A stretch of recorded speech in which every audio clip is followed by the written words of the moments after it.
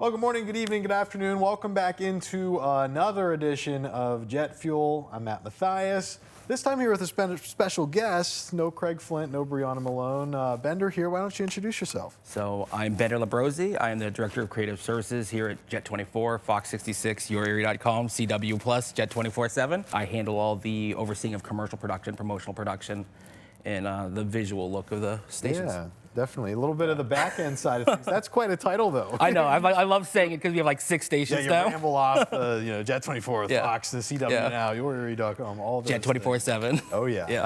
And now this stuff, which you guys are seeing on the YouTube pages and wherever else they're going for right now. But Bender oversees all of it. It's under his umbrella. He gets to struggle through a watch. Chaos. Struggle through a watch here and there of Craig and Briaunna going off the rails. And that was my morning today. I went over all the podcasts from last week, watched the Jet Fuels, the Game Over Girls, 3 and Out. Yeah. And talk a little bit about those. We've recently embarked on kind of a new mission with new styles of content for the web, and then obviously this new app and streaming service we're kind of launching here in the near future, whenever that might be. It's November 1 is what we're looking at. November? Yeah. There will be some bugs with it, I'm sure, because this is a whole new process, streaming. But November 1's the date that we're going to launch all of our podcasts on, all of our streaming stuff. Not just podcasts. We're going to stream our news. We're going to do weather. That's right. It's our station essentially online now. They see the future is streaming, so now we're just trying to figure out, all right, how do we get there? Yeah. So that's where we're at. Yeah, a lot of things have been kind of changing with our climate, but we've been adding some new stuff. And it's been a lot of fun between, showing more of our personalities than what you're going to see on the news, at least for us here on Jet Fuel.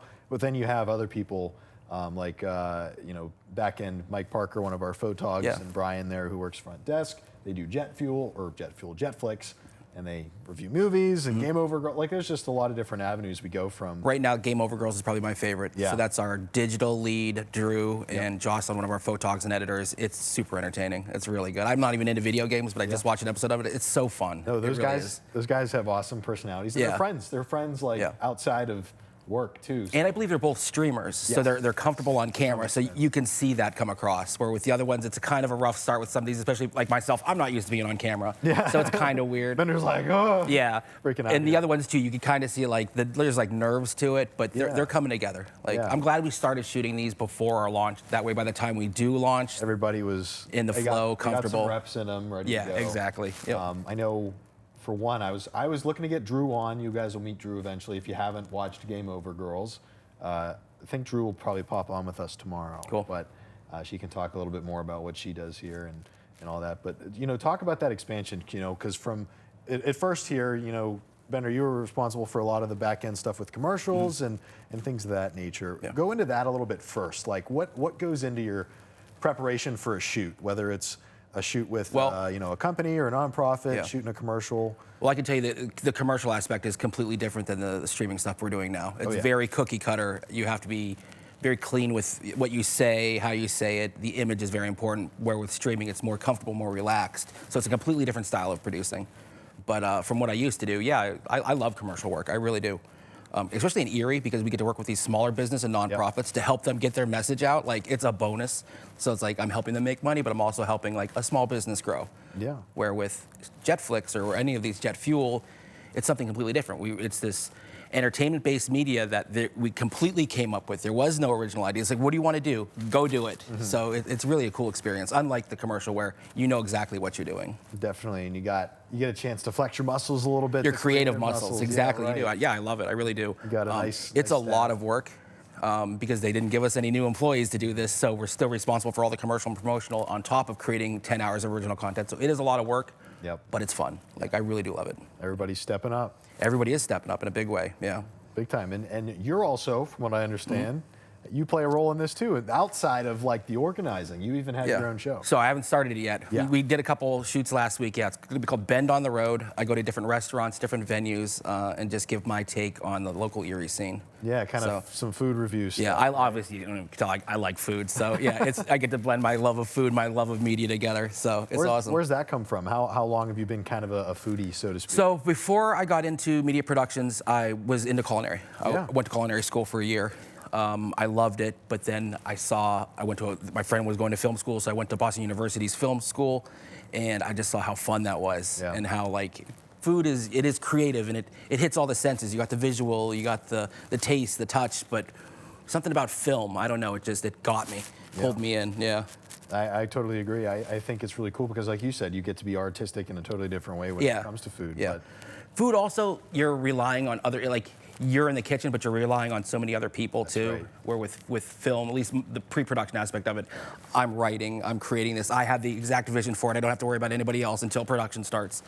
So there was that too. Yeah, and you know, it's making a decision between which side of crazy do you want, because film side of things and TV side, it goes, man. It's high pace, it's high volume, it's pretty chaotic. Sometimes, just like it is in a kitchen too. Yeah, totally. Yeah, that's very true. The hours are better with us, I think. Like that kitchen hours, you're coming home late every night. Like I like this morning to you're on evening your feet thing. all day too, doing something like that. No, this is where I was meant to land. I love food, but this is where I was meant to land. You still do a lot of cooking at home? No, not at all. Your off time? No, very rarely. No.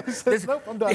Well, no, if I had the time, I would, but this is a lot. Like, especially now with the streaming stuff, I work maybe 60, 70 hours a week. So, yeah, not a lot of time for cooking, but a lot of time for trying restaurants. So now I film it and I'm making a show and eating at the same time. Yeah, so, you know, cross out some different boxes there. What are some of your favorite things you're looking to highlight, or things you're excited to kind of dig into when it comes to food? So Craig and I are actually, so the holidays are coming up. I love Thanksgiving. It's probably my favorite holiday because it is a feasting holiday. It's a feast. Yeah. Craig and I are heading to Westfield, New York to this pie place, Portridge Pies. Ooh. And they're amazing. And it's a little small mom and pop brand place. I'm really looking forward to showcasing them. Doing some like pumpkin pies and the seasonal stuff, apple pies, whatever. Yeah, pecan. Pecan's probably my favorite pie. So yeah, we're gonna eat a lot, and we're gonna bring some back to the station too for everybody to try. Personally, what's your preference? Whether you have a favorite style, whether like maybe Italian or different American or spice levels. Well, it is Italian Heritage Month, you know, and today is Columbus Day, so Italian's for me. Yeah, I love Italian cuisine. I'm half Italian. I was raised in an Italian household, so. Couldn't tell by the last name. Yeah, probably. Yeah, that's true too. Yeah, it ends in the vowel. But yeah, I love Italian. I just recently got into Indian food. I don't. Have you tried Indian at all? A little bit here and there. Yeah, I've tried some of the places that are in town. Maybe sometimes. The really cool thing about the news side of things is sometimes when they have these heritage festivals, we get to go out into the community, the reporters and photogs and stuff, and when we're there covering whether it's Italian festival or some sort of Indian cultural holiday, they have a lot of prepped food there. And they share it with us, and it's pretty cool to get to experience. It's really good. Yeah, that's a cool aspect of it too. I didn't even think about that. We do have like that Indian Festival of Lights or whatever it's called, Diwali. Yes, yeah. Correct. Yeah, it's great. There's a place near Tandoori Hut. If you go in to get Indian food, try Tandoori Hut. Try Tandoori. Really good. Yeah. Yeah, I'm big into a lot of the. I didn't used to be, but I've come to really love sushi. Oh yeah. Like Japanese food. Yeah. Thai food. So all the Asian kind of cuisines. Yeah. I'm all for. My girlfriend's Italian, so we never eat out Italian because she says I can just make this at home. We're not going to go spend our money. Yeah, that's nice. Doing that kind of thing. So we're always out doing kind of the Asian style stuff, and that's what I shoot for. Do you do spice? Do you like spicy? Oh, I love spice. Yeah. I actually thought it'd be really fun sometime to try to get on the jet fuel folks. The hot ones. Do like a hot ones take? Yeah. Kind of gauntlet. Yeah, that'd be fun. The chicken wings and do spice levels going up and up and up. But at that point, we might have to film after the noon. Yeah, that's probably true. Yeah. Two of us would have to do the noon show. I think I remember Briaunna saying she likes heat and Craig doesn't, so that would be fun to see their reactions. It would be, but we're probably going to be out of commission for the rest of the day as soon as we do something like that. Yeah. Definitely. Yep.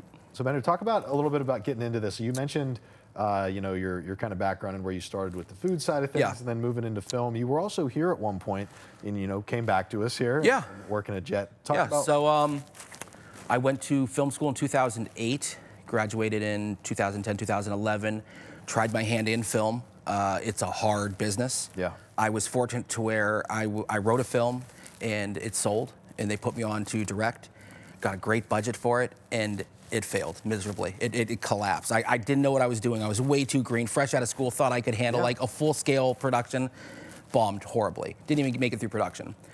So I was disheartened. I didn't know what I wanted to do. And I was in Massachusetts at the time and just looking for places. I'm from Erie, so I saw that Jet was hiring for a commercial producer. Commercials are like 30-second films. I can do that. Yeah.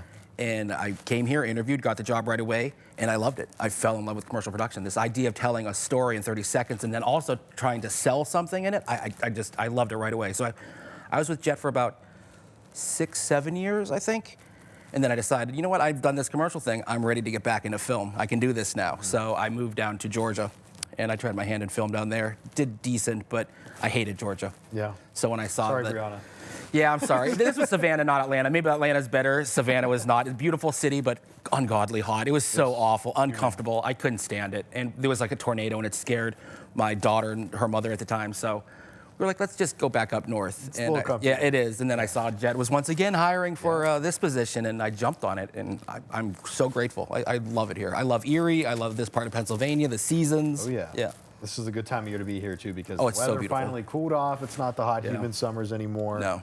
You got the leaves turning. We're almost in like peak leaf viewing season. Yeah. So I live in Edinburgh, so I commute to and from through the country. It's so beautiful. I love it. I really do. It's compared to Georgia too. You don't get the changing of the leaves or anything in Georgia, so it's great. I like fall in the same kind of line of kind of going into media stuff as you did. When I was in college, I kind of really fell into the cinematography side. Like I really loved. Did you go for communications or journalism? I mean, it was just general communication studies, but the focus was on video. Yeah. And like digital media production. So when I was coming out of school, that's the kind of job I anticipated getting, to be totally honest. And I've talked about it a couple times on Jet Fuel before, but when I was applying at Jet, it was like multiple positions that were open. Sean was still the news director, and he kind of just stuck me in front of a camera, and he said, "This is what we're going to do. You want the job?" And I was like, "Oh, okay." I had never done on-camera stuff really outside of like a TV practicum class at school. Yeah. But I did some writing with school newspaper. It was mostly sports stuff. So I had the journalism background, but on a collegiate level. But like my interest is really peaked when it comes to that cinematography, when it comes to shooting. Heck, when I get the chance to, as a reporter every now and then, get to take a set of gear out, a camera gear, and shoot my own stories and be responsible for all my own video. I love doing it. Like I don't complain one bit, because even though it's a little extra work, it's fun for me because I directly have a vision on how I want this to be told, how I want it to be edited. So when they hired you on, did you hire on as a reporter? Okay. It was right away. It was first year reporting contract sort of thing, and that's we hit the ground running there. But I didn't expect to be in that at all. Yeah. I totally saw what I was doing was getting into as like a photog, or something in digital where you're working on our Facebook pages and on our website. That's kind of where I saw myself more. But how do you like doing the mornings now? Oh gosh, it's fun. It's fun. Briaunna and Craig are a lot of fun. Yeah. Waking up early has been an adjustment, but not one that I've really struggled with as badly. What time do you have to get up? I get up at 3. That's early. So I get up at 3 every morning. Craig's even worse. He gets up at like 1:30. Wow. So he gets in here a little earlier. He must not sleep because he's out late too. Sometimes. Sometimes he is, but he's mostly staying in Northeast doing his thing. So, but no, I every time I'm watching a package, especially in the morning, if it's something that we do in house, and even if it's not, I'm sitting there and I'm like, ooh, that's a really good shot. Or if I catch myself watching, I don't know, I'm a big Survivor fan on CBS. The show, okay, I love Survivor. So every time they have like a really cool transition or sets of shots, like it's something that always clicks for me in movies and TV, whatever it is. So I like that attention to detail too. Do you have a favorite filmmaker? Favorite filmmaker? I mean, it's probably just got to be Spielberg. Okay. Right away. Yeah. It's just the instant one. It's kind of the easiest cop-out answer, but I really like Spielberg. I like some Raimi stuff. Some Sam Raimi stuff is pretty good. So, do you want to do some man, whatever. National Days of the Day today? Yeah, what do we got? Some trivia. I'll have to pull some of that up. But today, for one, this morning, we film these usually a day in advance. So today for us is Monday. This will get posted on a Tuesday. So for you guys, yesterday, Monday the 13th, M&M Day, National M&M Day. Oh, I saw M&Ms in the break room. Okay, so that's why. Our camera op Carmen brought in some M&Ms and shared them with us. We ate some on the news, but they asked the question, what's like the best color of M&M? Do you even see that? Like, no. Yeah, for me, they all blend together. Well, they all taste the same. Do you have a favorite one that you go for, though? No. Okay, that's what I had said. They're like, no, the blue one's the best. And I'm like, what's the difference? That's strange, because that's where my mind went, too, was the blue one. Was the blue one? Yeah, if I'm going to go, like, there was just like, I had to pick one at random, I'd go blue, or maybe yellow, but that's nut. Like, right? I don't think there's yellow of the regular. I'm not sure. I'm not sure either. But I like the peanut M&Ms. Those are my favorite M&Ms. They got the peanuts, they got the peanut butter, regular chocolate, the pretzel ones. I don't even know what other ones they make. Oh, it's crazy nowadays. It's not like when I was growing up, But the peanut ones for me are my favorite. What was your go-to growing up when it comes to maybe not just M&Ms, but like If Any candy? If Halloween was coming around and you were trick-or-treating. Dots. That was the number one thing you were looking forward to? And people don't like seeing? dots. Still to this day, when my daughter goes trick-or-treating, that's what I want, is the dots. That's me, Ben. Really? I'm not a dots guy. I don't know what it People was. don't like them. You don't see them too much anymore either. Yeah. They're not as popular as what. Chocolate-wise, Twix. The mini Twixes. Yeah. Twixes I'd say that was my go-to for Halloween. I hope I get a Twix. Yeah. For sure. No, I like gummies, but I don't know what it is about dots. It was Milk Duds for me, too. I'm not a I don't like Milk Duds. Where are you on Whoppers? Do you like the Whoppers? I like the Whoppers. I don't like the Whoppers I don't either. mind the wafer and the crunch kind of thing for a Whopper. But. Have you ever had a violet crumble? No. It's an Australian candy. It's kind of like a cross between sponge candy and a Whopper. Those I like. I feel like I would like that. I'm going to bring one in. Okay. Yeah, they're good. We'll have to check that out because, I mean, the sponge candy is I love sponge. amazing. Yeah. I mean, Erie does that well. They do. Whether it's, Romulo's or Stefanelli's or wherever you might be going. I used to think it was an Erie thing, but I've done some research and it's Buffalo. Started in Buffalo. Yeah. But we nailed it. We created the OG, the classic sponge candy, Erie. Yeah. Mm-hmm. Yeah, it's good stuff. Today is also, how about this one? National Kick Butt Day. Interesting. Like kick some butt today, Bender. How about that? Obviously, Columbus Day. Indigenous Peoples Day. Indigenous Peoples Day. Yeah, we do a little bit of everything there. For the folks out there at home, sitting out there watching on their couch right now, National No Bra Day. You enjoy your no bra morning, evening, or afternoon. Bender, see, if Craig and Briaunna were here, they would have a lot to say about that one. This is so much better. I'm sure. This is so much easier for me because I can just go through my list. Actually, I didn't even have everything I need pulled up today because those guys give me so much time with how off the rails they go, man. No, it's fun watching them. This is one of our stronger podcasts for sure. It really is. I'm glad you guys think so. Oh, it is. I definitely, no, it's super entertaining to watch. We do every Tuesday, we do like news critiques where we watch past newscasts and see where they are. You do that for the podcast. And we started doing now? the podcast, and wow. This is a strong one. It's fun. If Bailey or Spencer is watching this right now, I'm so sorry. Also, Drew, if you're editing these right now, fireballs. I want some. I just gave her like 5 minutes of work right there. Yeah, absolutely. So those are the days for today. We will end things with a little bit of trivia here. And I will call it a day. So just easy stuff. A lot of the stuff is common sense. If you don't know, it's whatever. We just do it kind of for fun. No, I enjoy your trivia. So. All right. If you're a movie guy, right? I would like to think so. Who directed the film Schindler's List? Isn't that Spielberg? Answer number one. Spielberg. Yep. I was gonna. This is like multiple choice, so I was gonna go down the list, but nope, it's a Spielberg one. All right. Question number two. Multiple choice. How much percentage of the Earth's surface is covered by water? And ballpark is fine. One or A is 51%. B 61. C 91. D 71. I'm gonna say C. 91. Yeah. 71. 71. Yeah. Well, they're not counting past the ice wall, though. Yeah, that's true. So, that's true. They're not tricking me with that one. And sea levels are rising. That's what they've been saying. So they say. Yeah, absolutely. What is the highest grossing animated film of all time? A, Toy Story 4. B, Avatar. C, Frozen 2. Or D, The Lion King. I wouldn't even consider Avatar an animated film, but I'm going to say Avatar. I'm with you. That's a tricky one because Avatar is like the highest grossing outside of, I think, Endgame. Really? It was Avengers Endgame. Oh, yeah, It was yeah, huge. yeah, that's right. But then Avatar brought it back to theaters and they retook it. Yeah. But it is The Lion King, actually. The Lion King. Lion King. I've never seen The Lion King. What? Yeah. I saw the one they did recently. The live action one they did? Not the live action one. It was like I don't know if it was a sequel. The one with like Beyonce, was she in it? Or Beyonce's daughter, maybe? I'm not sure. I don't know, my daughter had me watch it. I don't think it was live action because it was fairly animated. But oh, yeah. You know, Mufasa or something like that? I don't know. Like I said, I've never seen gotta watch. The Lion You're not King. a Disney guy? No, I'm not a Disney guy at all. Like, at all, yeah. Nothing against Disney. I'm not a real cartoon guy. Yeah. Never, even as a child, I wasn't really into cartoons. I was the strange. I want to watch Scorsese films as like a 5-year-old. Yeah. It's like you were that's pretty bold choice of you, but that's not a bad thing at all.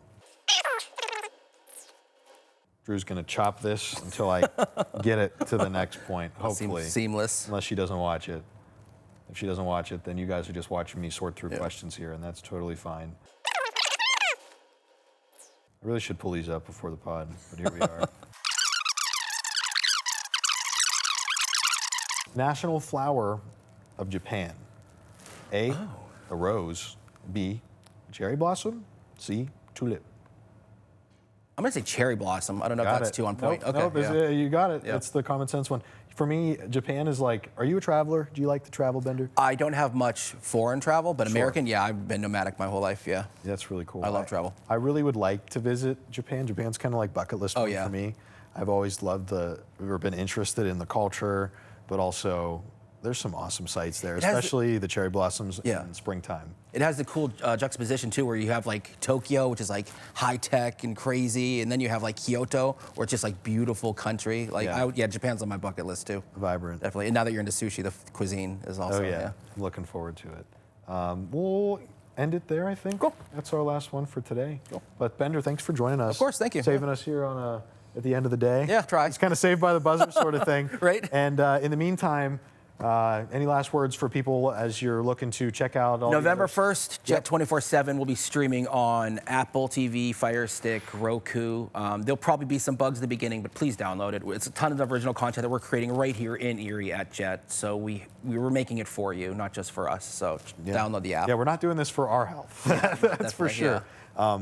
And again, that's Smart TV or any other app store? Right now, it's Apple TV, Fire TV, Roku. I think next year we'll get Samsung, and then hopefully on mobile devices after that. Yeah, so you got it. Yep, all right. Streaming. Thanks for joining us, Bender. We'll see you next time, and be back tomorrow for some more Jet Fuel. Until then, have a great day.